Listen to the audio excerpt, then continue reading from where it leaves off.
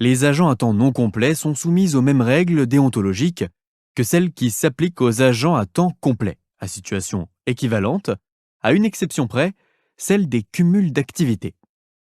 Le régime de cumul n'est pas identique selon la durée du travail hebdomadaire effectué par l'agent. Cas numéro 1. Agent à temps non complet dont la durée du travail hebdomadaire est inférieure ou égale à 70% de la durée légale ou réglementaire du travail. Si la durée du temps de travail effectué est inférieure ou égale à 70% de la durée légale ou réglementaire du travail, soit inférieure ou égale à 24h30 par semaine pour un régime de temps complet à 35 heures, l'agent en cause peut exercer une ou plusieurs autres activités privées lucratives. L'autorité territoriale doit informer l'agent de cette possibilité, ainsi que des modalités de présentation de la déclaration qu'il doit effectuer auprès d'elle en cas de cumul. L'agent doit, quant à lui, déclarer sa ou ses autres activités à son employeur principal. Cette activité doit être compatible avec l'emploi qu'il occupe et doit être dépourvue d'effets négatifs sur le fonctionnement du service public. L'agent doit effectuer sa déclaration par écrit selon un modèle défini par arrêté ministériel. Elle précise la nature de la ou des activités privées envisagées. S'il y a lieu, elle précise aussi la forme et l'objet social de son entreprise, son secteur et sa branche d'activité. L'employeur peut à tout moment s'opposer à l'exercice de cette activité s'il juge qu'elle est incompatible avec ses fonctions ou l'emploi occupé. L'autorité territoriale peut aussi s'opposer à l'exercice de cette activité si elle risque de placer l'agent en situation de prise illégale d'intérêt. Si un agent à temps non complet relève de plusieurs autorités, il est tenu d'informer par écrit chacune d'entre elles de toute activité qu'il exerce auprès d'une autre administration ou d'un autre service administratif.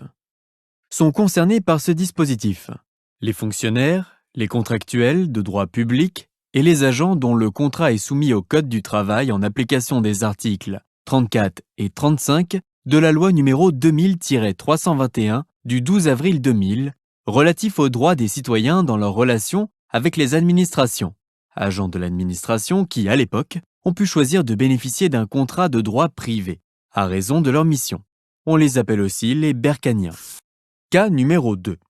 Agent à temps non complet dont la durée du travail hebdomadaire est supérieure à 70% de la durée légale ou réglementaire du travail.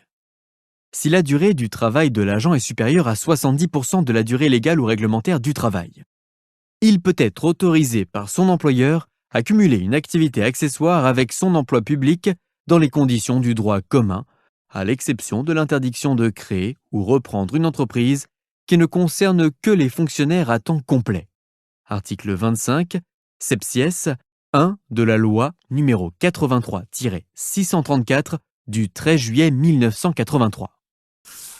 Référence. Article 25, septies et 32 de la loi numéro 83-634 du 13 juillet 1983 portant dispositions statutaires relatives à la fonction publique territoriale. Décret numéro 2020-69 du 30 janvier 2020 relatif au contrôle déontologique dans la fonction publique, articles 8 et 9.